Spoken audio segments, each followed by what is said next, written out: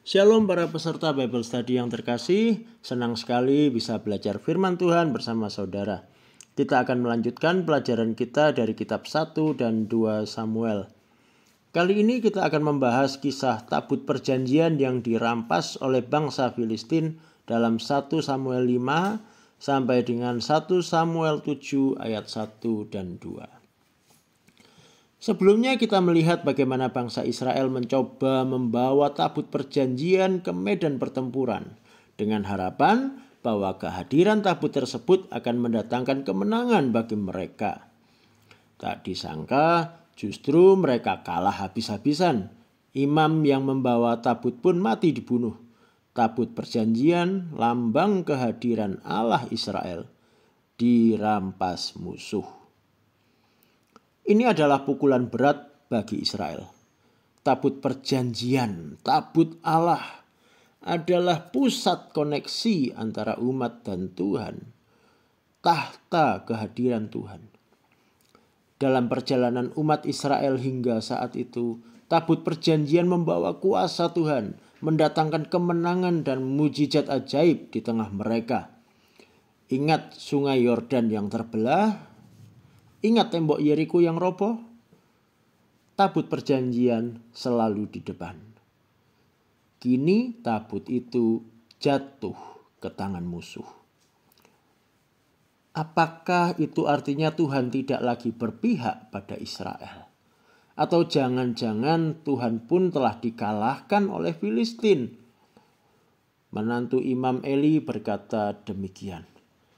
Telah lenyap kemuliaan dari Israel, sebab tabut Allah telah dirampas. Apakah benar begitu? Mari kita lihat apa yang terjadi kemudian. Mari kita baca 1 Samuel 5 ayat 1 sampai 4. Sesudah orang Filistin merampas tabut Allah, mereka membawanya dari Ebenezer ke Asdod. Orang Filistin mengambil tabut Allah itu dan membawanya ke kuil Dagon. Mereka menempatkannya di sisi Dagon. Ketika orang Asdod bangun pagi-pagi keesokan harinya, tampaklah Dagon jatuh dengan mukanya ke tanah di hadapan tabut Tuhan. Lalu mereka mengambil Dagon dan mengembalikannya ke tempatnya. Tetapi keesokan harinya, ketika mereka bangun pagi-pagi, tampaklah Dagon jatuh dengan muka ke tanah di hadapan tabut Tuhan. Kepala Dagon dan kedua telapak tangannya terpenggal dan terpelanting ke ambang pintu. Hanya badan Dagon yang tertinggal. Ya, mungkin orang Israel merasa mereka telah mengambil alih dewanya orang Israel. Dan dengan demikian maka Tuhannya Israel akan berpihak pada mereka.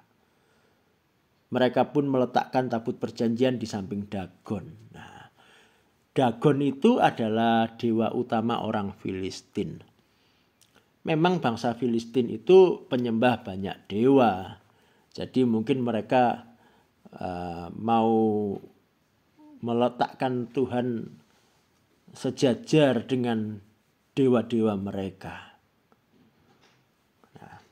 Setelah membaca 4 ayat tadi, coba kita pikirkan, mengapa Tuhan Allah mengizinkan tabut perjanjian dibawa oleh orang Filistin? Nah, silakan nanti di sesi diskusi kita utarakan pendapat masing-masing ya. Kita lihat yang berikutnya, tentang tulah. Setelah peristiwa jatuh dan hancurnya Dagon, Allah mendatangkan tulah kepada orang Filistin di Asdod maupun wilayah-wilayah Filistin yang lain. Tulah yang berat membuat orang Filistin ketakutan dan akhirnya memindahkan tabut perjanjian itu. Namun kemanapun mereka memindahkan tabut itu, tulah selalu mengikuti. Tabut dipindahkan dari Asdod ke Gad, lalu dari Gad ke Ekron. Total ada 5 kota yang terdampak tulah, yaitu Asdod, Gaza, Askelon, Gad, dan Ekron. Itu kota besarnya. Belum dihitung wilayah-wilayah kecil sekitarnya. Selama 7 bulan tabut perjanjian ada di wilayah Filistin dan selama itu pula orang Filistin dilanda tulah. Nah, sekarang ada pertanyaan. Ada kuis untuk kita. Tulah apa saja yang didatangkan oleh Tuhan kepada orang Filistin? Nah, coba nanti dijawab di grup ya. Yang bisa menjawab dengan lengkap dan tepat akan diundi untuk mendapatkan 3 pemenang.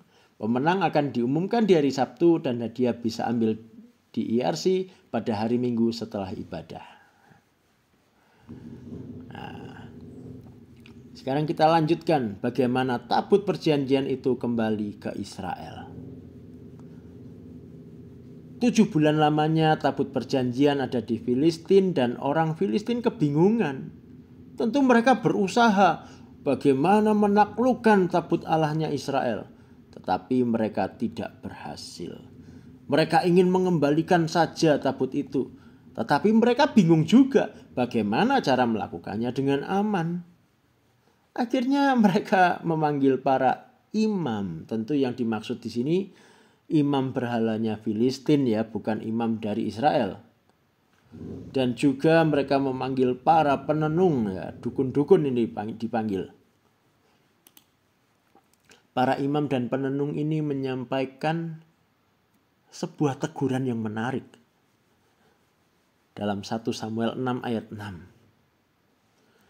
Mengapa kamu mengeraskan hati seperti orang Mesir dan Firaun dulu mengeraskan hati mereka? Sesudah ia mempermainkan mereka, bukankah mereka membiarkan orang Israel pergi? Nah, teguran ini maksudnya apa? Kalian sudah tahu peristiwa dulu dengan orang Mesir dan Firaun ya. Betapa Allah menulahi mereka dahsyat sekali. Kok masih cari gara-gara? Jadi dengan kata lain, mereka itu, para dukun itu berkata, salah sendiri cari perkara dengan Israel dan Allahnya. Siapa suruh gitu kan ya. Nah, lalu para imam dan penenung Filistin memberikan saran beberapa langkah untuk mengembalikan tabut perjanjian ke Israel. Yang pertama, harus menyertakan kurban penebus salah, yaitu berupa emas yang dibentuk sesuai dengan tulah yang didatangkan Tuhan. Kemudian harus menggunakan pedati kayu yang baru. Ditarik oleh 2 ekor lembu betina yang belum pernah dikenakan kuk sebelumnya dan sedang dalam masa menyusui. Lalu tabut itu dibiarkan pergi sendiri, ditarik oleh lembu tanpa diarahkan. Jika para lembu menarik tabut ke arah Bet-Semes, yaitu wilayah Israel, maka benar memang tulah itu didatangkan oleh Allahnya Israel. Jika para lembu menarik ke arah yang berbeda, berarti tulah itu ya hanya bencana yang kebetulan terjadi. Nyatanya bagaimana? Ternyata memang tabut perjanjian bergerak menuju ke Bet-Semes. Dengan demikian, Allah menunjukkan kepada orang Filistin bahwa Tuhan Allah Israel berkuasa. Penduduk Bet-Semes ketika melihat tabut perjanjian itu datang ditarik oleh lembu, mereka bersuka cita. Para lembu terus menarik pedati beserta tabut perjanjian hingga akhirnya berhenti dekat batu besar di ladang milik seorang yang bernama Yosua. Di sanalah kemudian orang-orang Lewi menurunkan tabut perjanjian dan kurban berupa emas yang disertakan. Lalu di atas batu besar itu sebagai mezbahnya, mereka mempersembahkan kedua lembu sebagai kurban dengan kayu pedati sebagai kayu bakarnya. Dari Bet-Semes ke Kiryat Yearim. Ketika itu ada orang-orang yang melanggar kesucian tabut perjanjian dengan melihat isi tabut perjanjian. Tabut perjanjian itu hanya boleh diangkat oleh para imam. Itu pun menggunakan batang kayu untuk memikul. Lah ini malah ada orang-orang yang berani melihat isinya. Berarti mereka menyentuh tabut itu, bahkan membuka tutup tabut. Ini pelanggaran berat. Mereka melanggar kesucian Tuhan dan akhirnya mereka mati. 70 orang jumlahnya. Karena kematian 70 orang itu, orang-orang Bet Shemesh ketakutan. Nanti salah sedikit di hadapan tabut Tuhan, mati.